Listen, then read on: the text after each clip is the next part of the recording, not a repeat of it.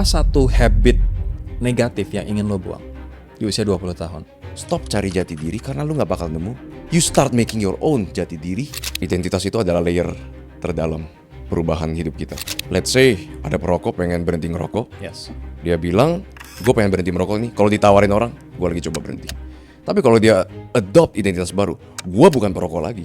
Dia akan melihat hidupnya dari lensa non-perokok. Apa saran lo buat mereka yang saat ini sedang krisis identitas, terombang-ambing, diajak ngedrugs akhirnya ngedrugs, diajak mabok akhirnya mabok, dan sangat takut untuk dikatakan lo nggak gaul, lo nggak asik.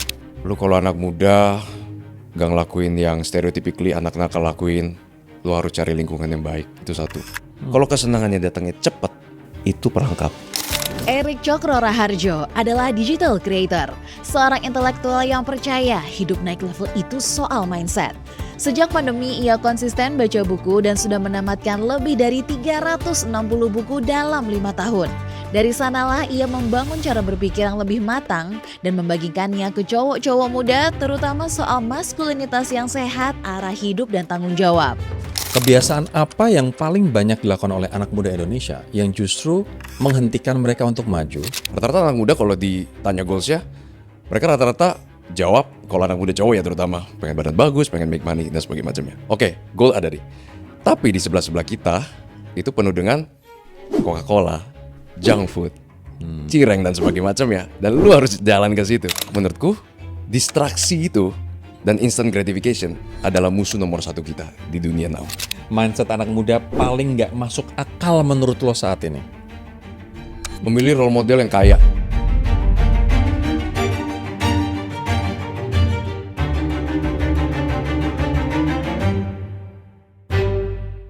Untuk anak muda, lo harus kenal yang namanya Eric Cokro Raharjo.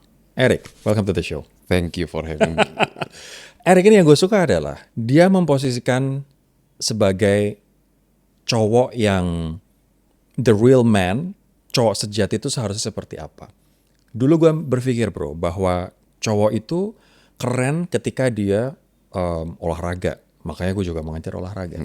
Dia keren ketika dia punya, you name it, mobil mewah, barang bagus gitu. Akhirnya cowok berlomba-lomba itu gitu. Tapi jarang yang gue temukan cowok yang menjadi kiblat itu adalah cowok yang kutu buku, nerdy, dan suka banget baca.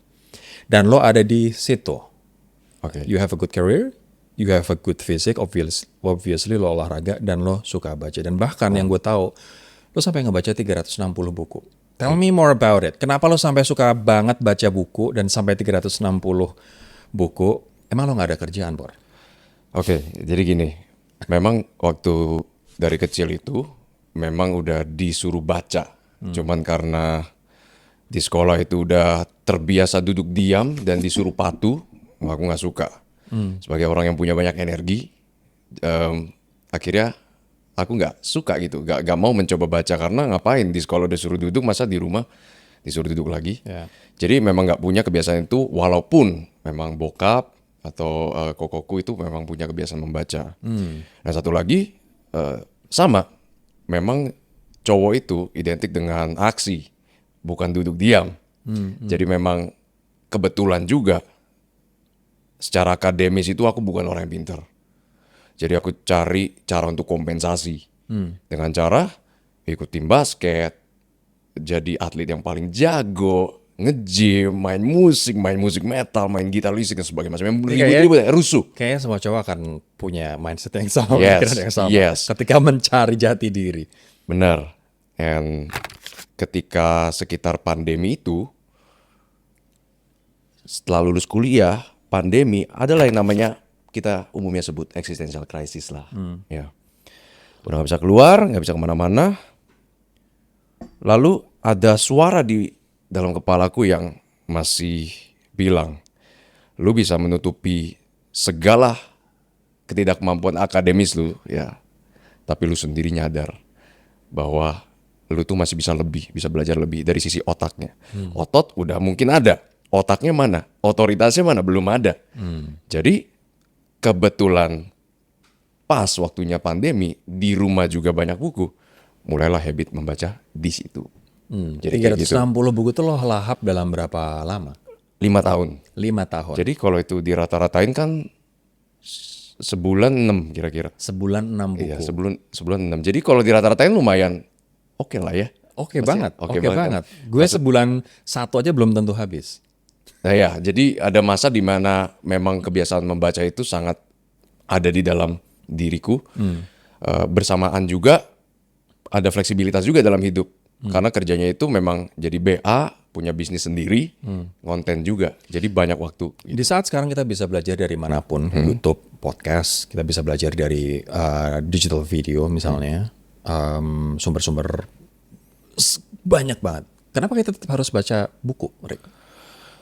Karena ada perbedaan antara, aku pernah ngomong gini, mendengarkan ringkasan atau mendengarkan video itu kayak kita belajar masak gitu lewat TV. Kita tahu cara teori, oh iya komposisi ini, kita mixnya gimana, oh iya saya tahu. Tapi membaca buku itu kayak masak beneran. Jadi ada pengalaman yang kita nggak dapetin kalau kita cuman ngelihat video dari layar yang dipaparkan ke kita. Dibandingkan kita benar-benar deep dive into satu buku. Karena tujuan orang baca buku itu bukan cuma pengen informasi. Sebenarnya penulisnya juga pengen menceritakan konteks. Betul. Konteks dan juga cerita-cerita, studi mungkin misalkan di satu prinsip ini misalkan. Ya, ya. Kalau kita baca buku let's say Jordan Peterson 12 Rules for Life gitu. 12-12-nya disebutin, oke, kira-kira kita ngerti lah maksudnya apa. Tapi kan itu buku 300 something halaman kan. Ada banyak banget politik, ada banyak banget filsafatnya, ada banyak neuroscience dan sebagainya macam. Ya itu yang kita nggak akan dapetin dari kita cuma nonton video. Jadi kenapa baca itu penting? Ini gue setuju banget dan gue relate banget karena even ketika kita membaca buku yang sama, pengalaman pribadi masing-masing orang akan berbeda. Bener. Apa yang diceritakan di Atomic Habit misalnya, lo yang membaca dengan gue yang membaca akan berbeda karena pengalaman hidup sejarah masa lalu kita juga berbeda. Bener. Dan ini nampaknya menjadi alasan kenapa gue ketika download aplikasi-aplikasi untuk men-summarize buku, gue nggak pernah dapat, man. Gue nggak pernah.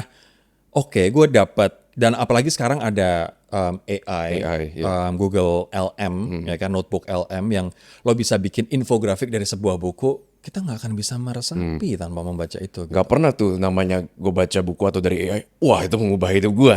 Nggak pernah. Gak ada, ya Nggak kan? pernah. Harus kita selesain dulu, wah gile nih buku, mantep banget. Iya. Dengan kita lihat summary-nya nggak akan bisa mengubah Benar. itu. Anyway, lo tuh introvert atau extrovert? Introvert sih. Introvert, Ya, lo adalah introvert, introvert. ya. Dan ini mesti diluruskan juga karena gue juga introvert. Tapi kalau yang gue tahu, introvert berarti orang yang gain energy atau recharge dengan dia sendiri. Benar. Instead of bertemu dengan banyak orang kan. So that's the definition of introvert nowadays. Tapi sebagai introvert, lo ngerasa buku itu jadi pelarian atau ini adalah sebagai fuel untuk seorang Eric maju? Sebenarnya ketika pertanyaan itu ditanyain ke aku ya barusan, aku tuh langsung mikir gini. Ada beberapa orang itu yang aku ketemu, dia tuh mempunyai social skill yang masih kurang pede dan sebagainya macamnya, dan mereka melabel dirinya introvert dan bilang kayak this is who I am. Jadi mereka punya fixed mindset.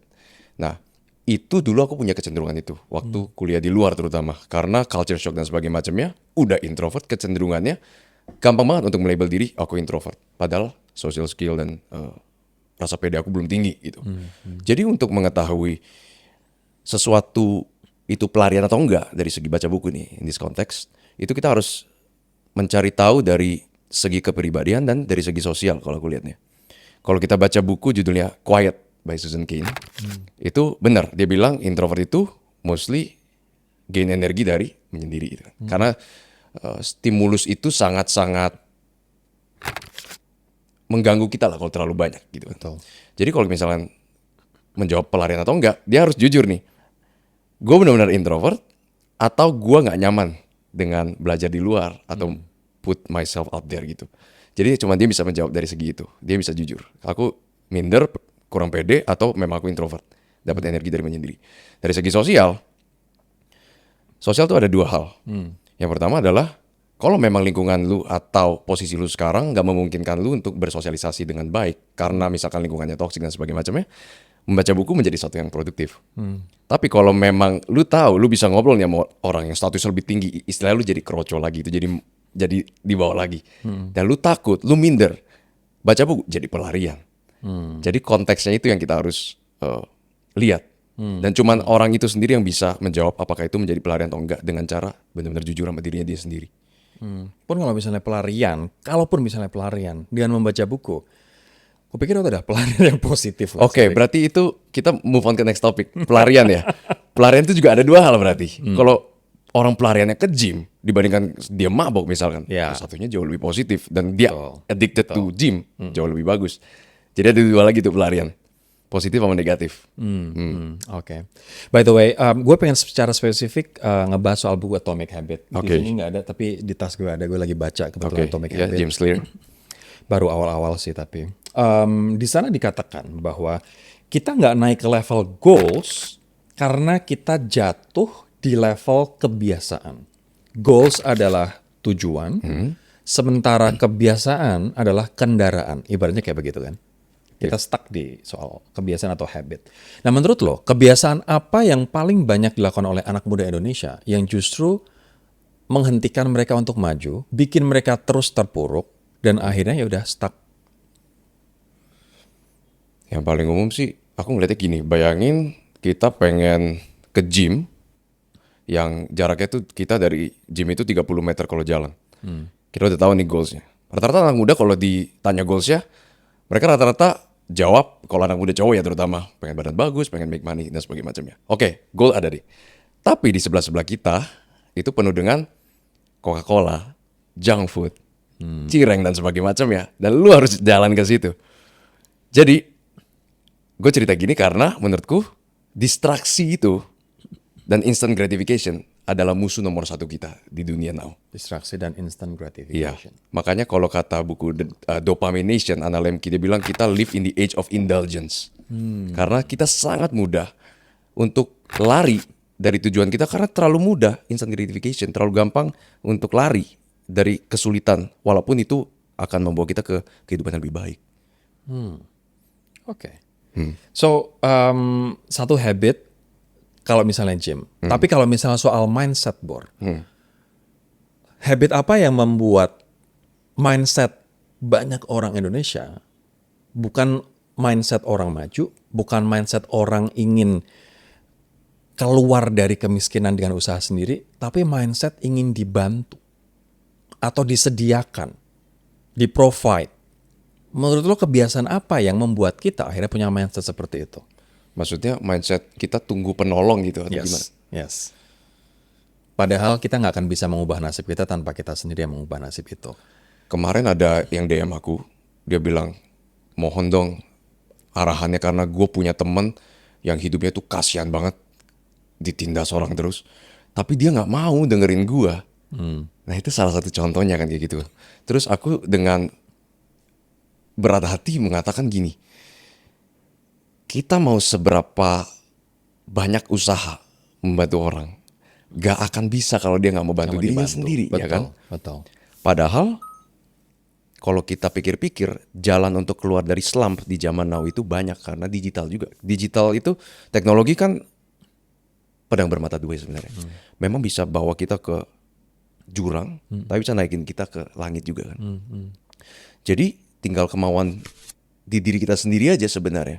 Jadi menurutku mindset yang bikin orang tuh ngerasa helpless itu satu, mereka ngelihat kayaknya orang lain sukses tuh gampang. Ya.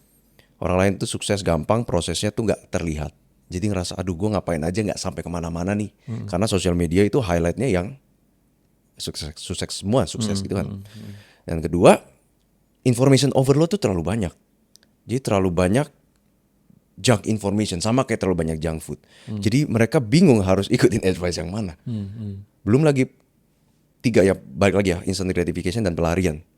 Jadi terasa dia nggak tahu harus ngapain, paralyzed gitu. Analisis paralisis kan, karena terlalu banyak informasi yang masuk. Jadi itu menumbuhkan mindset yang gue helpless, nggak bisa ngapa-ngapain. Aku rasa kayak gitu. Tapi instant gratification menurut lo tuh kayak gimana, Rick? Ketika kita dapat kesenangan yang semu daripada melakukan sesuatu yang susah tapi lebih baik untuk kita jangka panjang. Let's say, kalau kita pulang kantor, kayak gue deh pulang kantor gitu kan. Sangat mudah untuk bilang, gue udah seharian di kantor capek. Ini hadiah gue nih, gue istirahat. Tapi gue tahu mental health gue dan physical health gue akan turun kalau gue menuruti gue punya kesenangan semu. On the other hand, kalau gue memaksakan diri untuk nge-gym 1 jam, yang pasti ada waktunya kalau kita prioritasnya benar, itu sakit sementara. Atau bahkan sakitnya cuma setengah jam lah, kita tahu lah. Setengah jam lagi kita udah panas gitu kan. Nah, kalau kita berusaha untuk ngelawan rasa malas kita dan mulai nge-gym, dan kita mulai habit itu terus-menerus, jangka panjangnya kita, di kehidupan kita, energinya dan sebagainya macam fokusnya akan naik semua kan. Jadi itu memang maksudku instant gratification versus long term happiness. Gokil ya, ini jam 7, gue tadi berpikir bahwa aduh setelah wawancara Erik gue mau santai-santai aja deh. Besok gue harus bangun pagi, setelah dengar kata lo gue harus nge-gym sih. Gue tetap harus nge-gym no matter what. God damn it. Oke, menurut lo, gimana cara membangun habit yang baik? Misal, bangun tidur nggak langsung pegang handphone, tapi mendengarkan video di YouTube, daily affirmation misal. Atau bangun tidur, sholat, beribadah, sembayang, terus melakukan hal-hal produktif lainnya, olahraga, bikin sarapan, bikin kopi, journaling, baru pegang handphone. Kalau cara lo bangun kebiasaan yang baik atau habit yang baik itu gimana? Oh, kalau ada 2 ya. Dan ini salah satunya dari Atomic Habits juga. Identitas itu adalah layer terdalam perubahan hidup kita. Maksudnya kalau misalkan kita, let's say ada perokok pengen berhenti ngerokok. Yes. Dia bilang, gue pengen berhenti merokok nih. Kalau ditawarin orang, gue lagi coba berhenti. Tapi kalau dia adopt identitas baru, gue bukan perokok lagi. Oke. Dia akan melihat hidupnya dari lensa non perokok. Sama kayak kita pengen nge-gym. Gue anak gym nih sekarang. Gue sehat. Dibandingkan I'm trying to go to the gym every day. Itu kan kayak Beda. orang yang belum pengen kan. Jadi mindset itu yang aku terapin ke diriku. Aku orang yang disiplin. Dan sehari-hari bentuk disiplin itu apa? Kita turunin. Jadi ada identitas. Kita turunin keseharian kita. Yang membentuk kita ke identitas itu kayak apa? Jadi kalau misalnya lo membangun habit untuk lo menjadi orang kaya misalnya, lo akan membangun mindset bahwa lo adalah orang kaya. Nah, ini role model. Ini bermain di sini. Ini kedua gue. Selain identitas, kita mempunyai role model yang baik. Supaya kenapa? Kita udah ngelihat bukti orang yang misalkan let's say disiplin dan ada hasilnya. Kita bisa mencontoh kira-kira habitnya dia seperti apa biar kita nggak tersesat. Soalnya kalau kita punya identitas tapi ngambang, takutnya kita kejeblos ke jurang yang salah gitu loh. Jadi kita harus punya role model biar kita udah kira-kira tahu kita mau jadi orang kayak gimana. Plus ada role modelnya nih. Nah, kalau aku cara kayak gitu, identitas dan role model. Role model lo siapa? Bokap gue. Bokap lo? Iya. Why? Dia tekun. Dia tekun dan sangat disiplin. Orangnya benar-benar punya prinsip dan gak FOMO.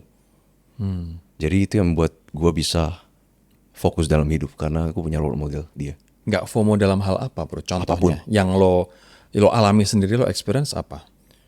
Bokap gue dari dia masih pacaran sama nyokap sampai dia di posisi dia sekarang, itu dia nggak pernah yang terjerumus tren, dikit-dikit beli barang diskon, dikit-dikit gengsi, kecuali dia tahu barang ini akan menjadi aset. Dia benar-benar mikirin itu, jadi dia nggak FOMO, dia orangnya disiplin banget, tekun. Jadi itu yang membuat aku melihat dia sebagai role model yang baik. Oke. Kayak gitu sih. Tadi lo nyebut untuk build habit harus kita ciptain identitas dulu. Aku tidak akan mencoba berhenti merokok, tapi aku adalah bukan perokok. Bener. Plus lo punya role model. Selanjutnya, apa lagi? Apakah kita harus breakdown ketika gue misalnya goal gue adalah misalnya nih 1M di 2 tahun dari sekarang, atau goal gue adalah menjadi senior manager di 3 tahun dari sekarang. Jadi gue harus breakdown setiap hari gue harus ngapain aja, day by day gue harus ngapain aja. Apakah lo melakukan hal itu? Oh ya tentu. Kalau enggak, kehidupan kita kehilangan arah. Gitu kan. Kayak kita pengen ke suatu tujuan, kalau nggak ada jembatannya, yaitu daily habits kita. Kita nggak akan nyampe sana. Memang benar, gak ada yang bisa menjamin kita sampai sana. Tapi peluangnya akan bertambah setiap kali kita melakukan langkah itu sedikit demi sedikit. Mau ada apapun itu, setidaknya chance untuk kita nyampe ke situ lebih ada kalau kita berusaha. Kasih gue real contoh, Bor. Lo goalnya pengen apa? Langkah-langkah yang lo lakuin on a daily basis apa?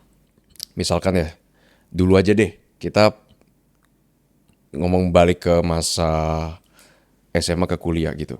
Gue pengen, let's say, bisa menjadi binaragawan yang natural, bisa deadlift 3 kali berat badan sama bench press 2 kali berat badan misalkan pada saat itu tuh. Sama aku pengen Bodybuilder dengan yang netty ya. Nampaknya kok jarang sekali ya di dunia ini. yang netty ya, pengen bisa nyentuh itu tapi tidak kehilangan definisi ototnya. Misalkan pada saat itu. Nah, keseharianku gimana? Mulai dari makanan. Aku nggak mau makan sesuatu yang terlalu enak. Biar aku ke depannya bisa menikmati makanan yang biasa-biasa aja. Jadi waktu kuliah tuh, zaman waktu kuliah, orang mau nyobain, ini bukan untuk dicontoh ya by the way ya. Ini cuma my specific goals. ya. Pada saat itu. Karena banyak yang bilang nggak bahagia bro ntar kayak gitu. Misalkan diajak coba ini coba itu, nggak gitu mau aku. Coba apa ini contohnya? Dessert, coba tempat makan ini itu. Aku bilang, gue punya tujuan ini. Dan aku gak pengen terjerumus FOMO sana sini karena aku bakal stray from the path. Ya, Jadi lo punya prinsip berarti ya? ya, jadi punya prinsip. 2, gue gak mau party sama sekali. Gue gak mau alkohol. Karena alkohol itu cancel out gue punya progress. Jadi gue gak minum. Rokok? Rokok gak pernah coba sekalipun juga. Wow. Jadi Sampai sekarang? Sampai sekarang. Coba pun gak pernah, gak mau. Jadi itu yang gue lakuin. Dan di 2018 aku punya plan itu start from SMA 2018 kecapai gitu. Walaupun ya 3 atau 4 tahun. Tapi ya kecapai juga kan. Lo nggak tahu kok dikatain, lo nggak asik banget sih, gaul, nggak update, lo ketinggalan zaman dengan lo nggak party, lo nggak ngerokok, lo nggak minum, Sampai sekarang lo masih kadang-kadang dibilang gitu. masih dibilang kayak gitu. Iya. Dan Nggak apa asik, respon lo? nggak fleksibel. Gini, kita dibilang keras gitu kan. Kita dibilang nggak fleksibel, kita dibilang kaku. Dalam konteks lain, ini kan dibilang berprinsip juga. Jadi antara kita dibilang kaku, keras, sama disiplin tuh batasnya tuh kadang-kadang agak kabur. Lur. Ya, jadi kalau kita ada aku lihatnya gini ya. Kalau kita ada di lingkungan yang salah dan kita melakukan sesuatu yang baik untuk kita jangka panjang, kita bakal dibilang gak asik dan kaku. Tapi kalau kita di lingkungan yang benar, sifat yang sama kan dibilang lu orang berprinsip dan disiplin. Lo keren, gitu ya. Iya, kayak gitu.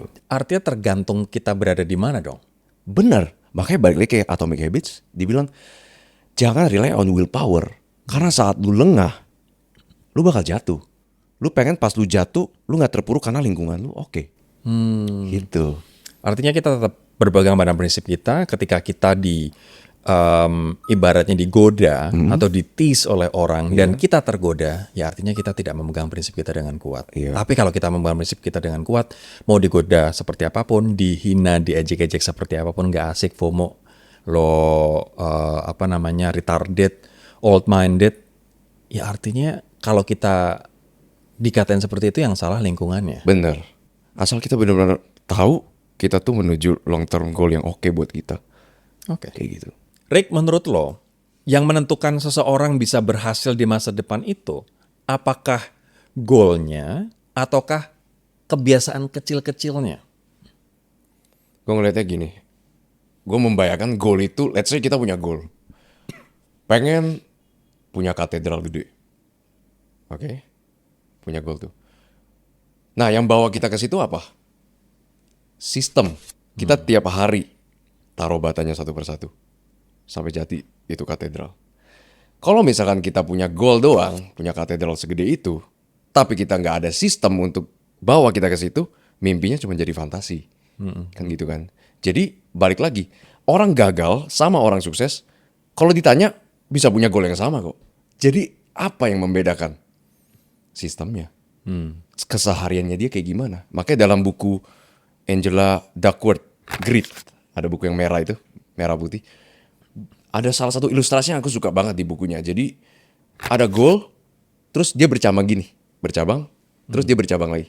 Nah ini keseharian kita ngelakuin apa yang kita vote untuk jadi ke goal kita, kayak gitu.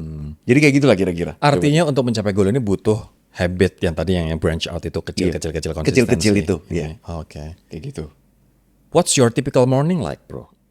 Kalau kerja Bangun tidur lo ngapain? Bangun tidur di 1 jam pertama lo ngapain? well kalau jam kerja ya nggak ada. Bukan jam kerja, habis bangun tidur. Habis bangun tidur, oke itu misalnya Oh sorry, Senin sampai Jumat. Senin sampai Jumat ya. Gue bangun langsung cuci muka mandi. Lo bangun jam berapa? Terus gue bangun jam 5.45 lah. 5.45? Iya. Lo ngapain mandi jam 5.45? Atau karena rumah lo jauh? Karena rumah gue jauh. Kantor lo di Lebak Kantor gue Bulus? di Lebak Bulus, gue di Lipo Karawaci. Oh, oke.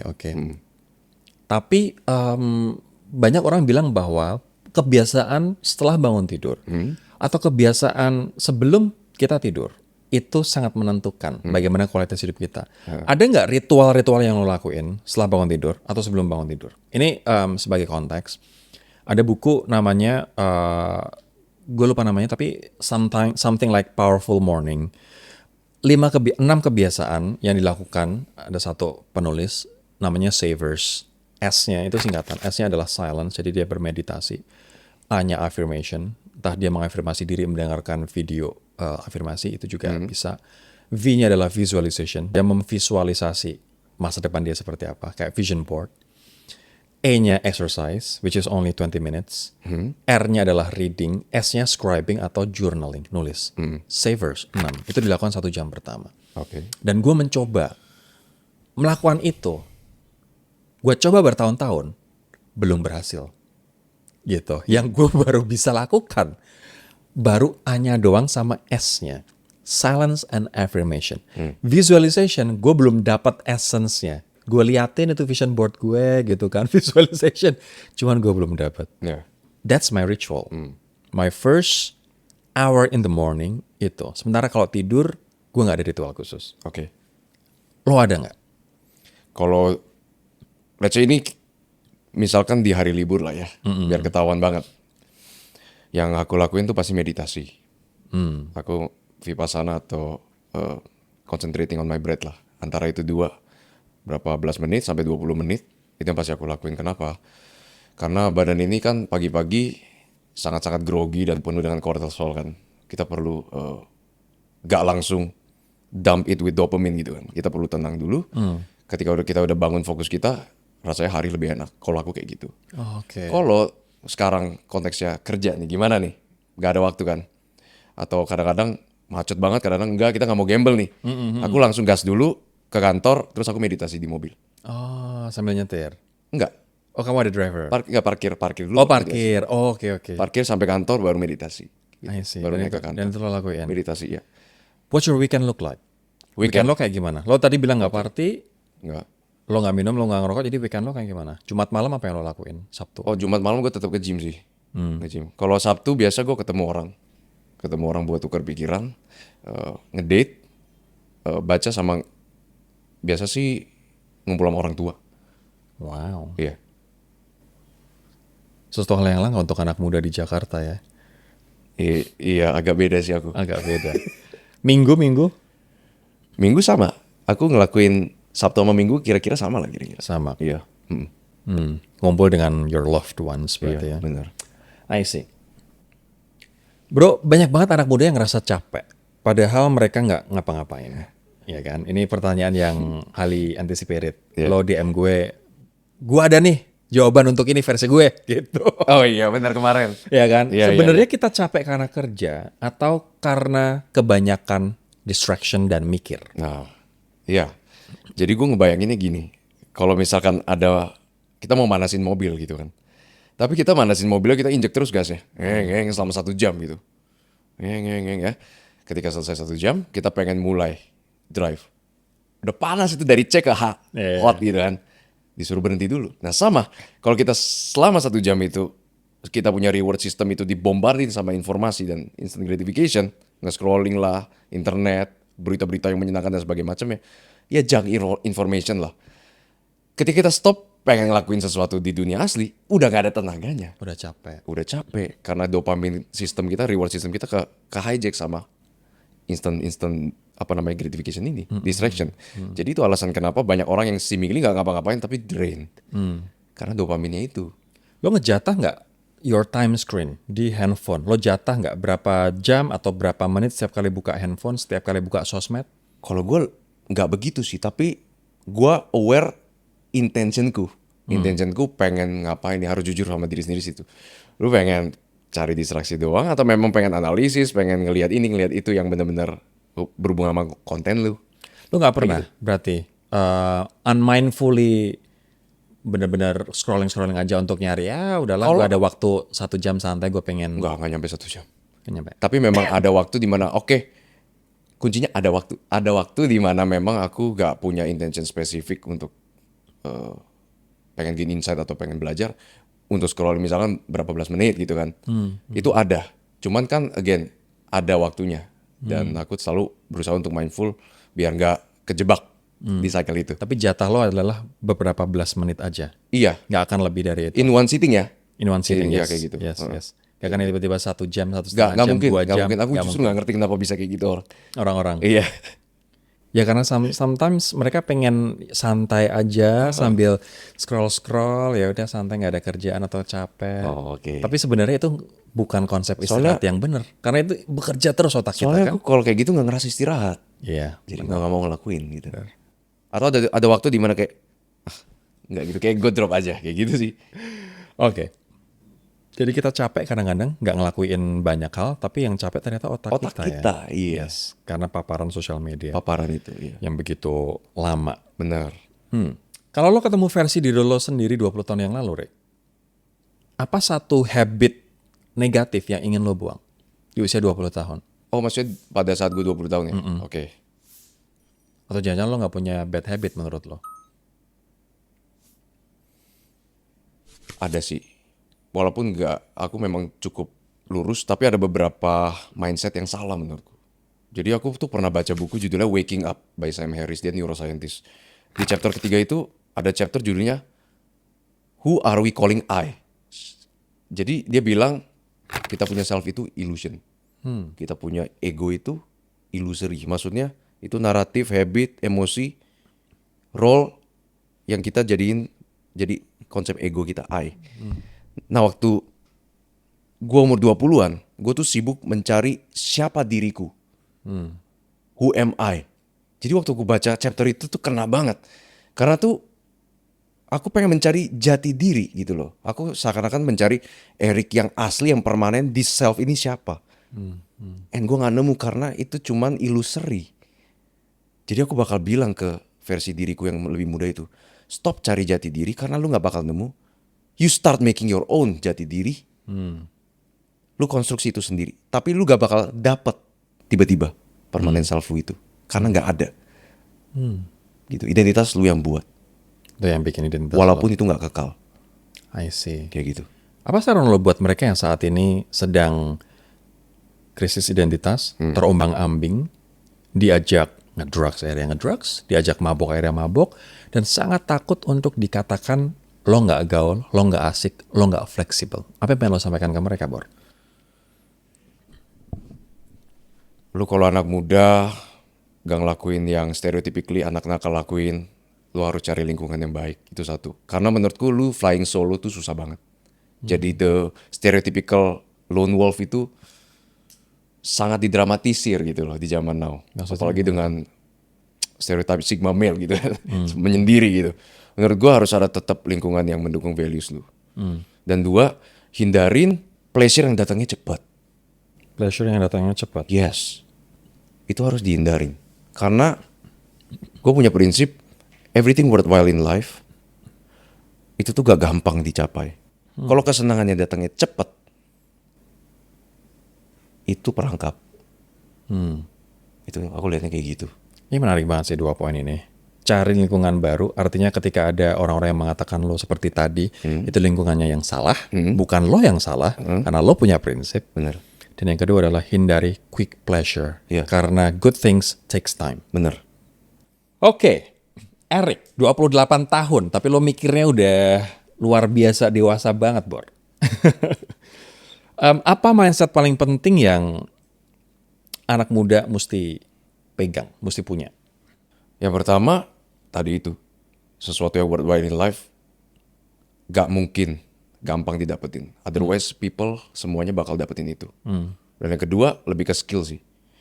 Dalam dunia sekarang, anak muda itu harus punya flashlight yang terang ke depan dan kacamata kuda yang sangat tebal. Maksudnya adalah fokus. Karena gampang banget terdistraksi di zaman now. Gampang banget, gampang. Jadi itu dia jawabanku. Wow, oke. Buku self-help pertama lo apa? Your self-help first ever book. My first atau yang paling impactful? Paling impactful aja. Oke, paling impactful. Sebenarnya buku itu ada di ruangan ini. Yang Ada di ruangan ini. Jadi gini, buku ini nih kenapa nendang banget buatku. mana bukunya? Ini yang ini nih. Oh, Seven Habits. Seven Habits of Highly Effective People. Ya. Karena di zaman now itu, A classic ya itu ya. ya banyak banget di zaman now itu quick fixes. Misalkan lu pengen jadi orang pede, let's say pengen jadi orang pede, kita search itu di YouTube. Langsung ngomongin tentang, lu harus ngomongnya seperti ini, lu harus gaya tubuhnya kayak gini, ya ngomongnya kayak gini lah, nadanya kayak gini. Tapi buku itu ngajarin perubahan asli itu datang dari inside out. Kalau lu pengen paradigma hidup lu tuh berubah, harus dari inside out. Ini semua personality yang rapuh. Yang lu kalau ngelakuin ini dong, lu bakal jadi orang fake. Perubahan asli itu karakter baru keluar. Nah buku itu nendang gue karena gue ada di masa dimana quick fixes itu di mana-mana. Dan itu nendang gue karena ingat prinsip dan core itu yang paling penting. Dan dia turunin itu karena praktis ya ke 7 habits itu. Maka itu gampang banget aku ikutin. Be proactive, put first things first, begin with end in mind, think win-win, seek first to understand before being understood, kalau nggak salah, synergize, sharpen the soul gitu kan. Jadi itu kerangka dan mindset yang sangat-sangat mudah diikutin. Ya, ya. Jadi makanya itu mengubah banget hidupku. Selain dikasih tahu sama bokap sama koko ya, ini buku bagus banget. Jadi itu kenapa itu berkesan banget. Oke. Truly a classic. Ada satu konsep yang menarik juga di Atomic Habit, make it obvious. Ketika lo pengen bangun kebiasaan baca buku, make it obvious. Ada di deket lo buku itu. Lo tidur di samping lo buku instead of handphone. Karena berarti it's obvious. It's obviously there gitu kan. Cuman kebiasaan kita rata-rata adalah sebelum tidur buka handphone. Bahkan kadang-kadang handphone jatuh di muka kita dan kita kebangun, ya kan, Bor? Atau kalau nggak di samping kita yang itu radiasinya bahaya luar biasa. Atau ketika kita bangun tidur, langsung buka handphone dan langsung buka sosmed. What did I miss? Notifikasi apa yang instant gratification again? Notifikasi apa yang masuk ke gue? Pujian apa yang gue terima ya dari followers, dari teman-teman gue? Kemarin gue posting ini, komen-komennya akan seperti apa ya? Apa dampaknya ketika kita melakukan itu secara terus-menerus? Sebelum tidur handphone, setelah bangun tidur handphone. Yang pertama, fokus dan energi pasti kebuang, bocor lah. Ibaratnya kita tuh kayak botol itu lubang-lubangin dengan habit-habit tadi. Itu satu. Yang kedua, kita merasa tidak punya waktu untuk ngelakuin apa yang matters. Karena banyak, misalkan orang-orang yang ngomong, waktu olahraga gue tuh cuman sekian. Ketika gue perhatiin nih, gue iseng nih, gue perhatiin nih hidupnya. Oke, gue tanyain, lu ngapain? Di waktu ini lu ngapain biasa? Di waktu ini lu banyak hal yang sebenarnya bisa digantikan untuk hal yang lebih produktif. Nah itu dia, gap-gap itu. Setengah jam, 20 menit, dan sebagainya macamnya. Itu tuh yang dia kehilangan Benar, waktu di situ. benar banget. Jadi fokus dan juga waktu. Iya, karena biasanya orang berpikir bahwa gue nggak ada waktu buat olahraga. Tapi begitu kita breakdown, ada menit-menit yang dia buang untuk nggak ngapa-ngapain, tapi untuk sosmed, yang sehingga kalau dikumpulkan, ini bisa 2 jam. Ya, bener. Bener. Ya, Itu dia. Oke. Jadi lo justru malah akan kehilangan things that matter, dan lo justru malah ya selain capek di otak ya, dan akhirnya lo buang-buang waktu. Bener. Oke. Rick, lo banyak bahas soal maskulinitas di konten-konten IG lo. Menurut lo, maskulin tuh kayak gimana? Kita ngomongin yang bukan dulu ya. menurutku bukan maskulinitas. Oke, jadi aku tuh punya dua kasarnya musuh gitu. First of all, aku kenapa pentingin banget tentang maskulinitas, karena memang itu penting dalam hidupku, karena bisa bikin aku survive sampai sini. Prinsip-prinsip maskulinitas itu yang diturunkan juga dari bokap. Iya. Ke gua saudara berempat, cowok semua. Jadi kerangka itu benar-benar membuat kita bisa survive lah di dunia sekarang. Nah, musuhnya dulu nih, apa yang menurutku kita bukan maskulinitas? Menurutku lah ya, bukan menjadi seorang pria itu bukan seperti ini nih. Yang progresif dulu aku serang ya. Aku gak suka dengan redefining masculinity jadi yang sangat-sangat jauh dari original versionnya. Meaning that masculinity tiba-tiba bisa it's okay to be weak, it's okay to be degenerate, it's okay to be impulsive, dan loyal dan sebagainya. Macamnya di-redefine lah. Jadi masculine jadi misalkan jadi loyal atau mungkin jadi another konsep gitu. Itu aku gak suka di situ. Tapi aku juga gak suka dengan stereotypical masculinity yang ada di kalangan tertentu, di pemikiran grup tertentu. Yaitu adalah cowok maskulin itu tatoan, kuat minum, playboy, banyak cewek, gamble ya kayak the James Bond characteristics gitu kan. Terus ngelakuin hal-hal yang sangat-sangat risky untuk life-nya sendiri gitu. Jadi kedua hal ini itu bukan masculinity versiku. Masculinity versiku itu sebenarnya simple, 4K. Apa tuh? Yang pertama itu keberanian. Enggak, kita mulai dari strength dulu. Kekuatan dulu. 4K. K pertama kekuatan. Kekuatan obviously ini juga termasuk tetap sih physical strength harus tetap ada. Yang kedua ini keberanian. Keberanian ini courage, berani untuk take calculated risk. Yang ketiga ini K-nya kompetensi, bisa ngasah skill dia. Dan yang keempat kehormatan. Kehormatan ini adalah efek dari lu punya 3 ini. Status lah. Kalau bahasa tangin ciknya ya, lu punya otot, lu punya otak, lu punya otoritas. Jadi apa aja tadi? Kekuatan, keberanian, kompetensi, kompetensi, dan kehormatan. Iya. Menurut lo cowok maskulin boleh nangis, bro? Boleh, tapi nggak boleh cengeng. Karena berbeda. UFC fighter pun nangis. Gua nonton Gladiator pun nangis. Jadi ada bedanya antara cowok boleh nangis, yes, tapi bedanya sama cengeng, cry baby. Berarti dia belum mempunyai kemampuan untuk meregulasi emosi dia sendiri. Itu kan berbeda. Jadi yang extreme versionnya itu adalah gak boleh nangis sama sekali kan. Which is menurutku gak healthy. Cowok maskulin boleh rapuh? Gak boleh. Rapuh secara prinsip tentu enggak. Tapi rapuh secara hati misalnya. Karena dia punya trauma misalnya. Gini, maskulinitas ini yang versiku adalah filsafat, bukan sains. Jadi misalkan aku punya luka di masa kecil misalkan, karena dibully dan sebagainya macamnya.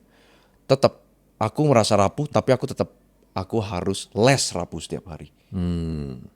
Kayak gitu mindsetnya. Jadi rapuh gak apa-apa, tapi staying in that place gak boleh. Gak boleh. Kamu harus sedikit-sedikit jadi lebih kuat, lebih kuat. Bener, selalu bisa lebih.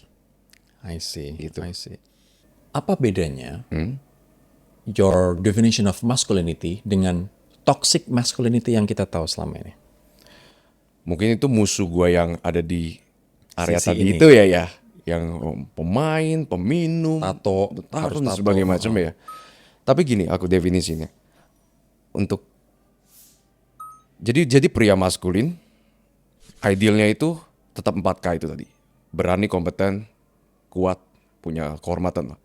Nah, yang bikin ini toksik apa enggak, itu cara kita mencapai ini gimana. Kalau kita cara mencapai ideal masculinity dengan belajar cognitive behavioral therapy, bisa meditasi, bisa journaling, bisa punya tribe of men untuk cerita, dan bisa bikin dia kuat sampai sana, itu good. Yang bikin toxic dalam tanda kutip, emotional repression, emotional numbing dengan minum untuk mencapai ideal man itu. Ini yang kita bilang toxic. Ini yang aku pengen hindarin. Jadi tetap ada tujuannya, ada idealnya. Tapi cara mencapainya itu yang akan menentukan ini sehat apa enggak. Kalau dari aku kayak gitu. Tapi menarik sih prinsip 4K lo itu tadi. Ini ternyata yang akan menghindarkan kita pada toxic masculinity ya bro. Karena orang melihatnya bahwa toxic masculinity itu berarti cowok nggak boleh lemah, cowok nggak boleh cengeng, cowok harus memendam emosinya, menekan emosinya, nggak boleh cerita, nggak boleh curhat. cowok nggak boleh rapuh, cowok harus kuat. That's toxic masculinity. Tapi ternyata ketika kita berpegang pada prinsip 4K ini, that actually will save men. Itu yang aku tangkap sih. Tapi memang 4K itu memang dibungkus dengan harus lu ada ideal di kepala lu. Lu pengen jadi cowok maskulin kayak gimana? 4K itu. Jadi ketika lu bilang nggak boleh rapuh, nggak boleh cengeng, for now mungkin boleh. Tapi kedepannya lu harus bisa lebih kuat, bisa lebih berani, bisa lebih kompeten, bisa lebih mendapatkan kehormatan.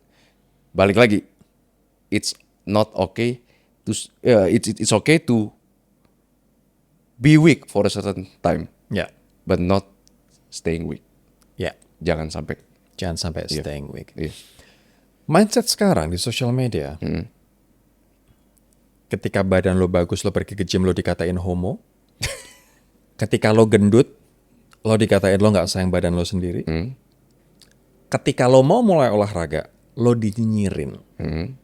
Dan orang menganggap, kenapa sih lo harus olahraga ngoyo apa? Memang yang dikejar apa?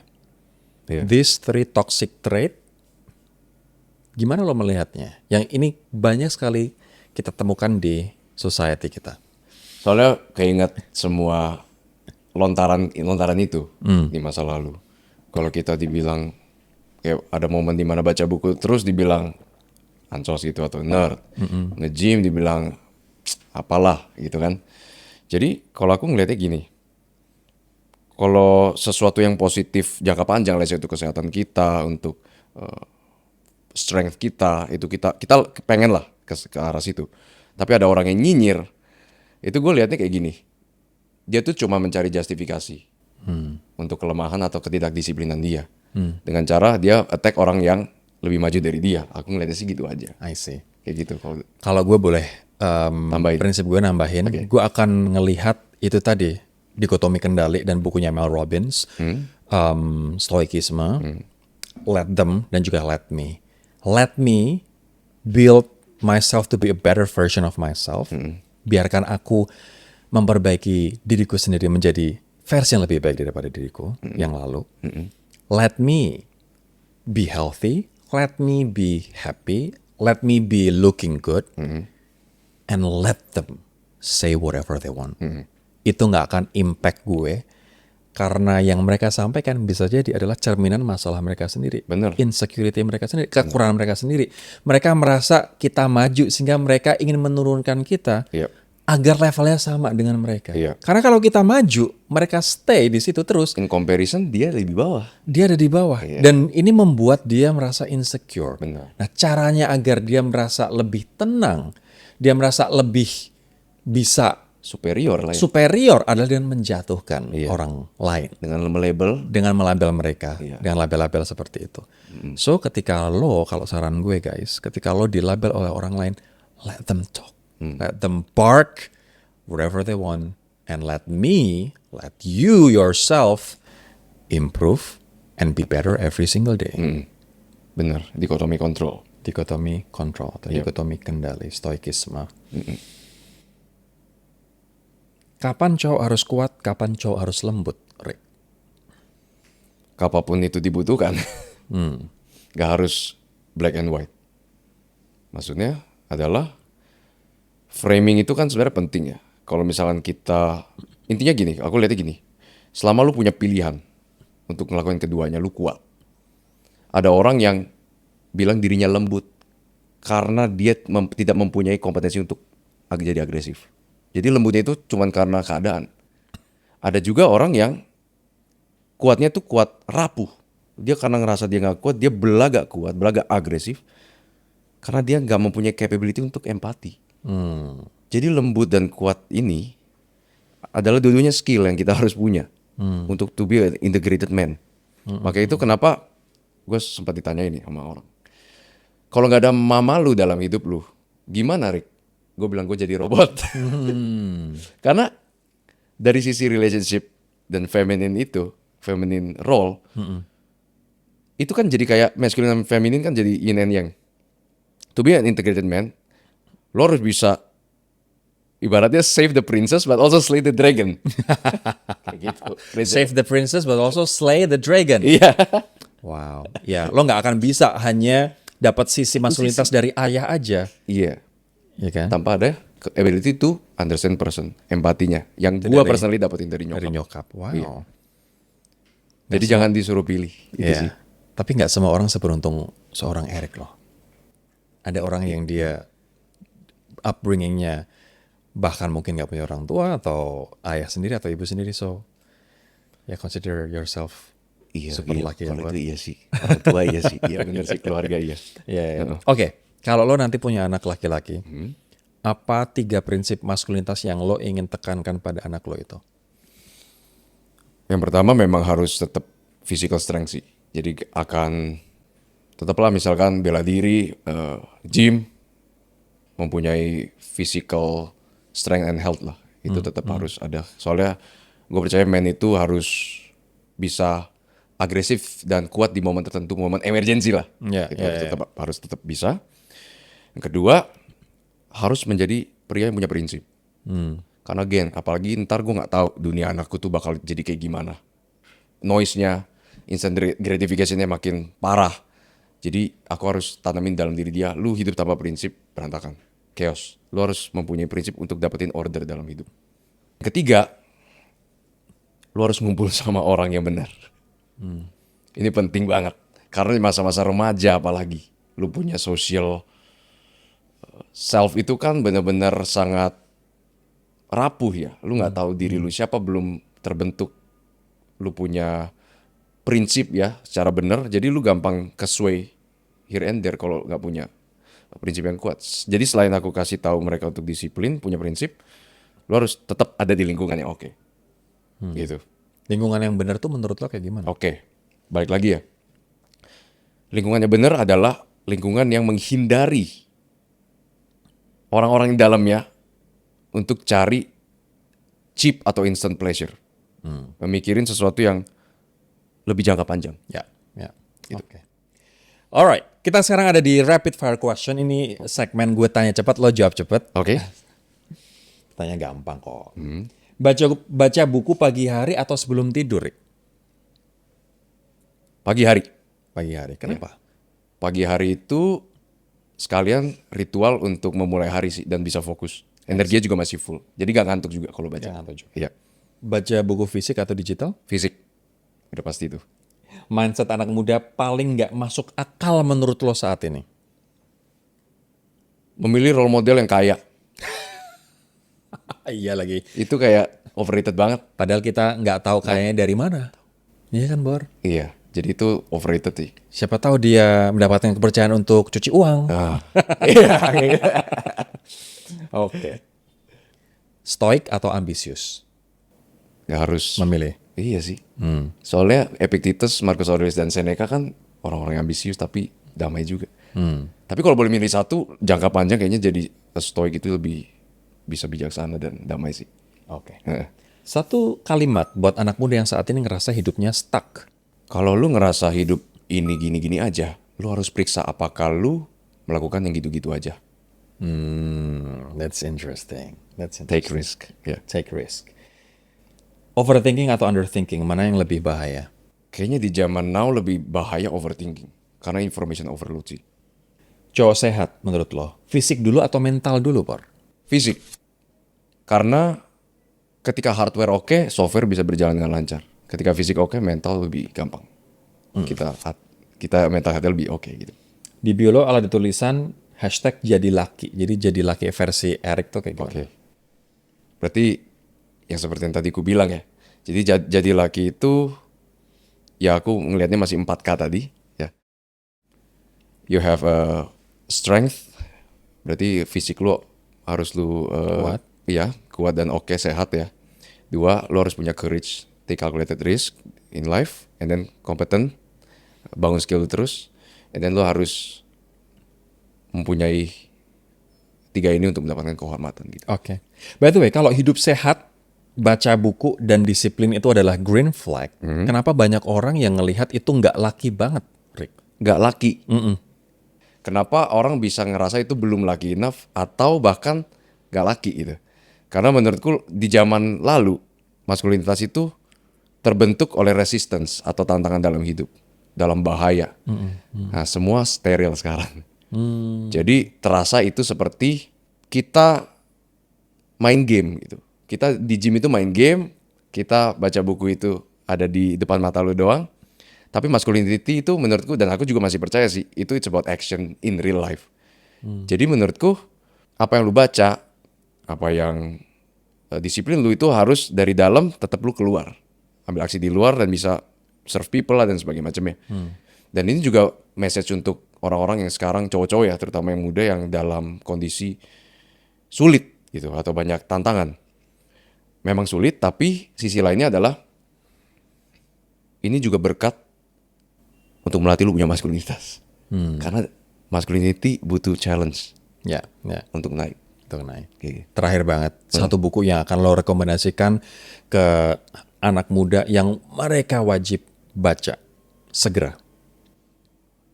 Anak muda rawan existential crisis.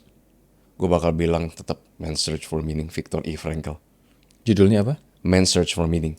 Man Search for Meaning. Iya, Itu Viktor E. untuk Frankl. women juga relevan. Iya, iya. Jadi itu dia masuk concentration camp dan dia menemukan filsafat untuk bisa bertahan dalam kondisi sebrutal itu, mendapati makna bahkan dalam penderitaan. Kenapa orang anak muda Indonesia harus baca buku itu, Rick? Again, dengan kemajuan teknologi dan terlalu banyak opsi, kita masuk ke era paradox of choice ya. Apapun pilihan kita tuh terasa gak optimal karena ada pilihan lain, terlalu terpapar pilihan. Jadi itu membuat kita bingung. Dan dua, karena anak muda ini rawan dengan krisis identitas, aku akan kasih buku ini. Kenapa? Karena buku ini basically bilang orang tuh salah ketika tanyain makna hidup ini apa. Karena gak akan ketemu itu makna hidup. Justru hidup yang nanyain lu, makna lu apa? Nah, buku itu berusaha untuk membuat orang mengetahui makna hidup dia apa, dan itu ada di kontrol lu, dan itu akan berbeda setiap situasi, setiap orang, setiap fase hidup lu. Thank you, Rick. Thank you. I'll see you in the next video. Yeah, bye-bye.